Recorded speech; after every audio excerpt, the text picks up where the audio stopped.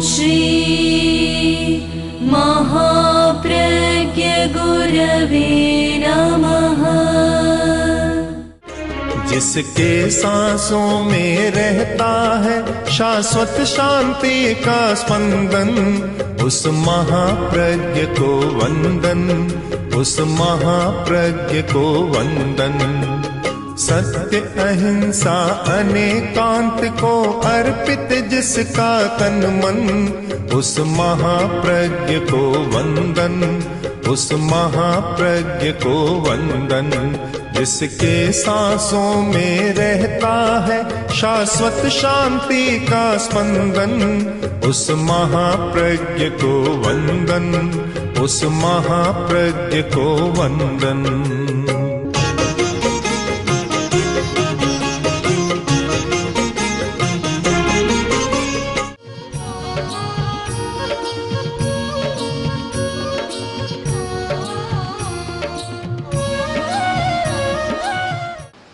मैंने धर्म को समझने का प्रयत्न किया। आचार्य श्री तुलसी की सन्निधि में बहुत बार चिंतन हुआ तो ये लगा कि धर्म का नवनीत है अध्यात्म, उसका मक्खन। गुरुदेव बहुत बार कहा करते थे कि ठंडो ऊनो सब करे एक मक्खन रे काज। एक व्यक्ति कभी गर्म को तपाता है, दूध को तपाता है, फिर ठंडा करता है, फिर जामन देता है। ये ठंडा ऊना क्यों करता है? एक मक्खन रे काज, कि मक्खन निकल आए। हमें मक्खन को देखना, सार को देखना कि हम जो कर रहे हैं उसका मक्खन क्या है, नवनीत क्या है, उसका सार क्या है। धर्म का सार है अध्यात्म। अध्यात्म केवल आत्मा, हमारी यह चेतना जाग जाए कि अंतिम सच्चाई आत्मा है और सब तो उसकी परिधि में होने वाली क्रियाएं हैं, और हमें आत्मा तक पहुंचना है। अब उसका नाम चाहे आत्मा कहो, परमात्मा कहो, गॉड, खुदा, कुछ भी नाम दे दो, ईश्वर, ये तो सब नाम हो गए। मूल आत्मा तत्व है, चैतन्य तत्व जो पदार्थ से भिन्न है। एक है पदार्थ जिसमें चेतना नहीं होती, एक है आत्मा जो चैतन्य है, ज्ञानमय है, जिसका ज्ञान लक्षण है। हमें आत्मा तक पहुंचना, यह धर्म का निचोड़ सार है। तो जब आत्मा तक जाते हैं तो आत्मा में कोई भेद होता नहीं, न कोई उसकी जाति होती, न कोई रंग होता, वर्ण होता, कुछ भी नहीं होता। आत्मा केवल आत्मा है। ये सारे भेद तो हमारे शरीर के साथ जुड़े हुए हैं। हम धार्मिक तो हैं, पर जितनी शरीर की उपासना करते हैं उतनी आत्मा की उपासना नहीं करते। और शरीर की उपासना करते हैं, इसीलिए बहुत सारी समस्याएं पैदा होती है। मैं मानता हूं कि शरीर की उपासना को तो छोड़ा नहीं जा सकता। हम शरीरधारी हैं, करना है, पर केवल शरीर पर न अटके, केवल शरीर के साथ न रहे, कभी कभी आत्मा के साथ भी रहें। 24 घंटा में अगर 10-20 घंटा शरीर के साथ बिताते हैं तो 1-2 घंटा भी आत्मा के साथ बिताएं। तो एक सूफी संत जा रहे थे, साथ में चेला था। चेला नया मूंडा हुआ चेला था, अभी पक्का नहीं था। जा रहे थे, जाते जाते रास्ते में जंगल आ गया, और जो पहुँचे हुए संत होते हैं, अध्यात्म के उपासक होते हैं, उनको एकांतवास बहुत अच्छा लगता है। और फिर जंगल का वातावरण हो तो और अच्छा लगता है, जहाँ पेड़ों वृक्षों के छाया में बैठकर कुछ उपासना करते हैं, और ज़्यादा अच्छा लगता है। वातावरण का अंतर होता है और बहुत लोग आज के ज़माने में तो भारी तनाव के साथ जीते हैं। तनाव, इतना तनाव जिसका नाम भी शायद पुराने लोग नहीं जानते थे। आज तनाव तो छोटा बच्चा भी जानता है कि तनाव में रहता हूँ। ये सब सारे पदार्थ के साथ, शरीर के साथ है। तो हमारी समस्या यह है कि हम पदार्थ को छोड़ नहीं सकते, क्योंकि जब शरीर है तो शरीर तो पदार्थ के आधार पर चल रहा है, हम छोड़ नहीं सकते। खाना जरूरी, पानी भी चाहिए, कपड़े भी चाहिए, दवा और भी न जाने क्या क्या चाहिए, छोड़ तो नहीं सकते। तो फिर हमें एक समन्वय स्थापित करना है, एक संतुलन बनाना है। संतुलन आज की सबसे बड़ी समस्या है कि आदमी संतुलन करना नहीं जानता। इम्बैलेंस, बैलेंस नहीं है कोई भी, एकदम संतुलन खो बैठता, एक तरफ झुक जाता है, एक तरफ में। ये अच्छा नहीं होता। हम संतुलन बनाएं कि जब आवश्यक हो तब शरीर के साथ रहें, और जब आवश्यकता शरीर की पूरी हो जाए तब हम आत्मा के साथ रहें। ऐसा अभ्यास करें कि प्राथमिक आवश्यकताओं को पूरा करना है तो हमें शरीर के साथ रहना होगा, और जब आवश्यकताएं पूरी हो जाती है तब हम आत्मा के साथ रहें। अब आत्मा के साथ रहेंगे, उससे आपका दिमाग परिष्कृत होगा। उस समय जब आत्मा है, न कोई जाति होगी, न कोई वर्ग होगा, न कोई वर्ण होगा, न कोई रंग होगा, कुछ भी नहीं होगा। सबसे अतीत आत्मा है। तो ये सारी समस्याएं तो नाम रूप की समस्याएं दुनिया में है। नाम और रूप समस्या किसकी है? या तो नाम की, और या है रूप की, आकार की। एक प्रकार का आकार बना लिया और आकार के साथ आदमी जुड़ गया, अलग चिन्ह बना लिए, अलग आकार बना लिया और जुड़ गए, और उसी आधार पर मनुष्य जाति को तोड़ा गया, बांटा गया, बांटा गया।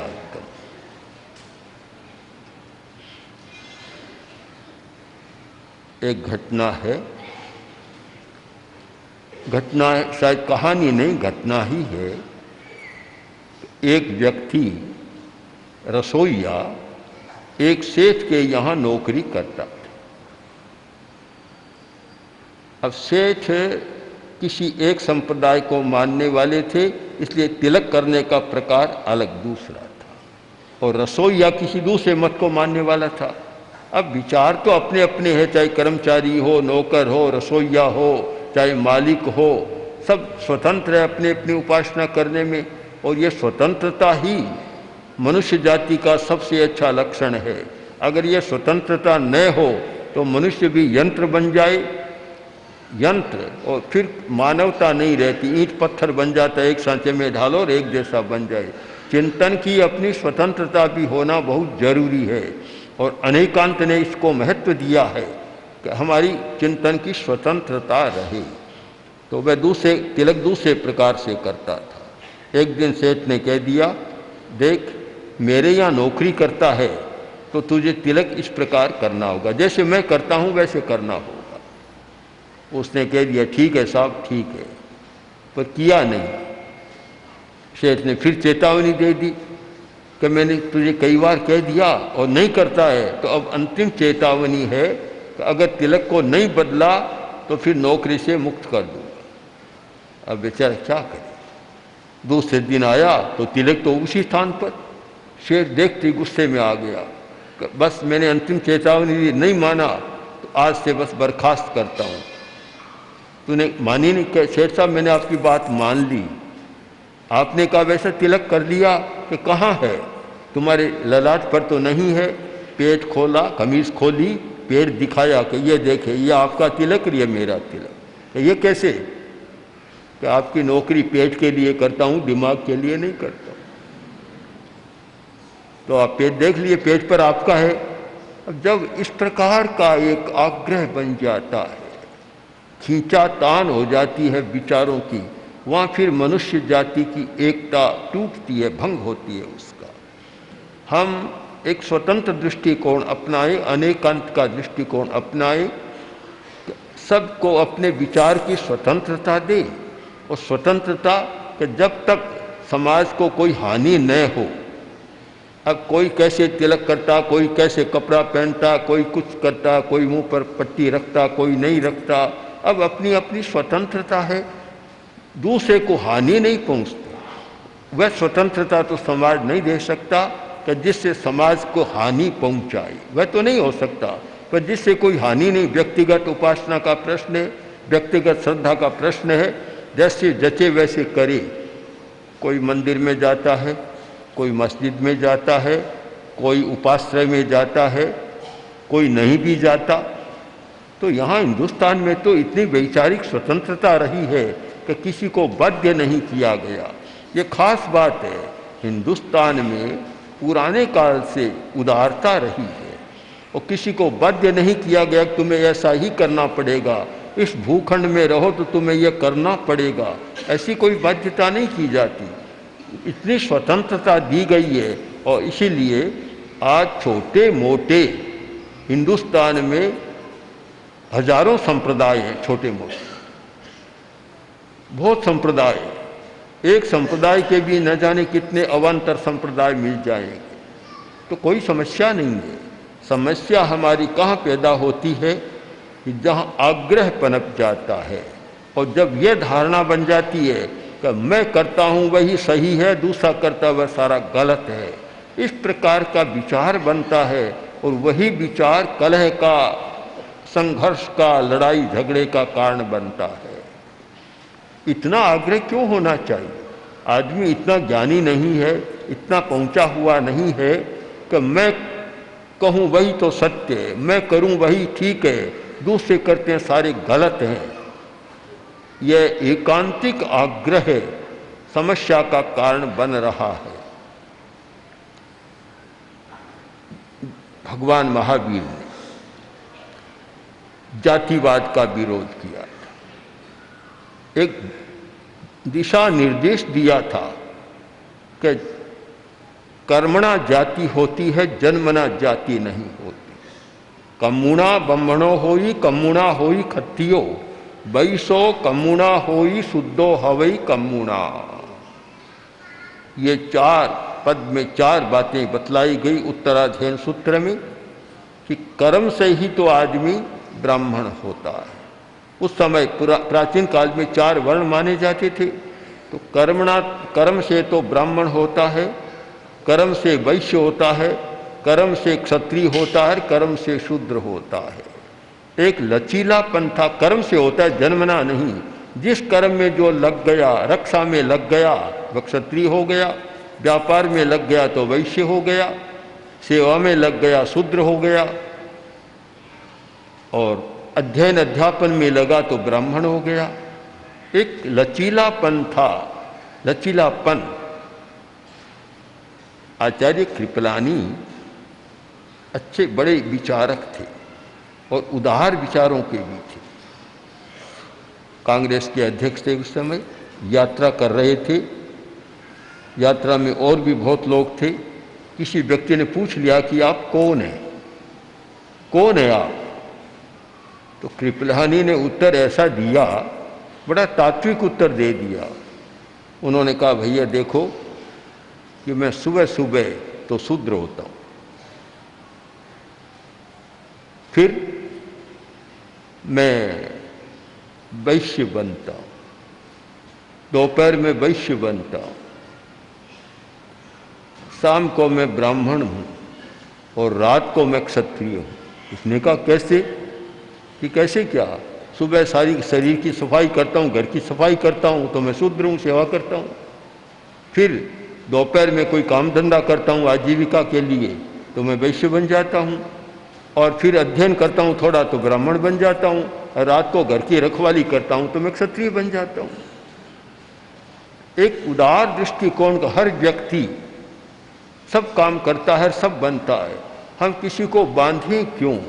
इतना बांध दिया, उस बांधने के कारण इतना बंधन हो गया। और बंधन ही नहीं, एक विद्वेष और घृणा की भावना भी पैदा हो गई। तो एक धर्म वाला दूसरे धर्म वाले से घृणा करे, एक जाति वाला दूसरी जाति से घृणा करे, इस घृणा ने मानवता को तोड़ दिया, खंडित कर दिया। हम न भूलें, महावीर की वाणी के आधार पर आचार्य भद्रबाहु ने एक सूत्र रचा, एका मनुष्य जाई, मनुष्य जाति एक है। अब जाति कौन सी? एक ही जाति है, मनुष्य जाति, बस, और दूसरी कोई जाति नहीं है। और जातियां तो बाहर में थोपी जाती है बाद में, मूलतः तो मनुष्य जाति है, सब मनुष्य है, सब में मस्तिष्क है, सबका नाड़ी तंत्र समान, मस्तिष्क एक रचना एक जैसी, नाड़ी तंत्र की, हमारे ग्रंथि तंत्र की, हमारे अवयवों की। यह तो नहीं होता कि एक जाति का हिंदू है उसके तो लीवर यहाँ होता है और मुसलमान के यहाँ होता है, ऐसा तो नहीं होता। प्रकृति में कोई भेद नहीं है, सबके जहाँ चाहिए वहाँ लीवर होता है, जहाँ चाहिए वहाँ स्प्लीन होता है, जहाँ चाहिए हार्ट होता है। यह तो नहीं होता एक ईसाई का तो हार्ट यहाँ होता, सिर पर होता है, और हिंदू का यहाँ होता है, ऐसा कभी नहीं होता। सारी शरीर की संरचना, प्राकृतिक संरचना हमारी एकता को बतलाती है। फिर भी ये घृणा के विचारों ने, घृणा के संस्कारों ने इतना तोड़ दिया कि एक दूसरे को देखने के बाद जैसे अंगारे बरसने लग जाते। अगर आप धर्म को समझने का प्रयत्न करें तो सबसे पहले ये विद्वेष और घृणा को समाप्त करना जरूरी है। जब तक ये विद्वेष रहेगा, एक दूसरे के प्रति द्वेष की भावना और घृणा की भावना, तब तक धर्म आपके परिपार्श्व में तो रह सकता, आपके भीतर कभी नहीं आ सकता। एक चर्च में कोई व्यक्ति जाना चाहता था, पर वह ईसाई धर्म को मानने वाला नहीं था, उसे रोक दिया गया। पादरी खड़ा था बाहर, पहुंचा हुआ था व्यक्ति, वह भी बाहर खड़ा था।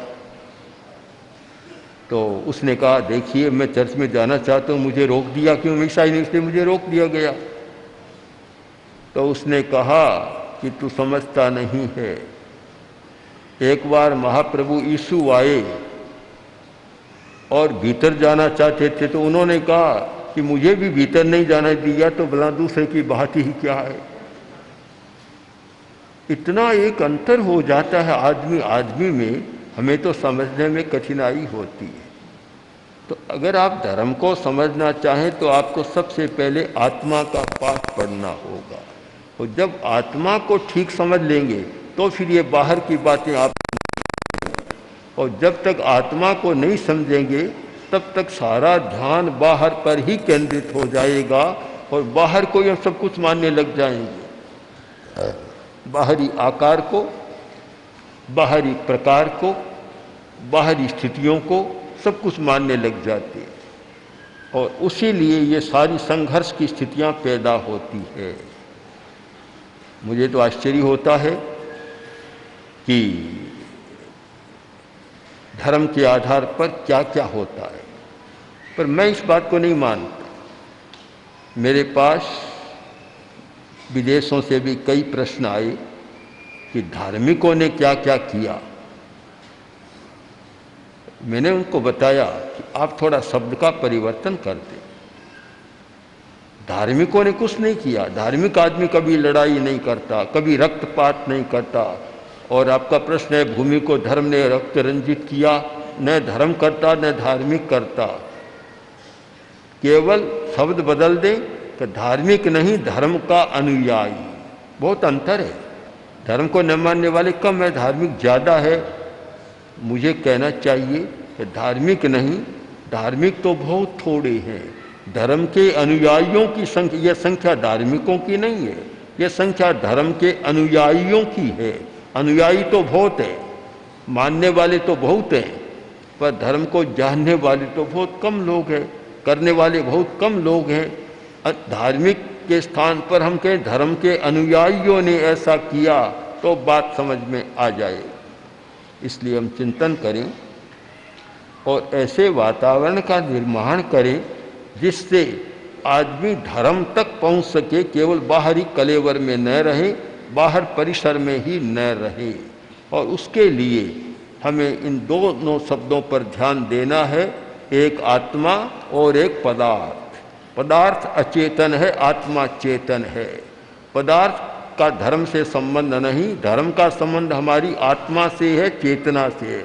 हमारी चेतना बदले, चेतना का रूपांतरण हो, उसमें मैत्री की भावना जागे, अहिंसा और शांति की भावना जागे, प्रमोद भावना, एक दूसरे के गुणों को प्रोत्साहन दें, विशेषताओं को प्रोत्साहन दें, वह प्रमोद भावना जागे हमारे भीतर, करुणा की भावना जागे, क्रूरता न हो, न मनुष्य के प्रति, न पशु पक्षी के प्रति।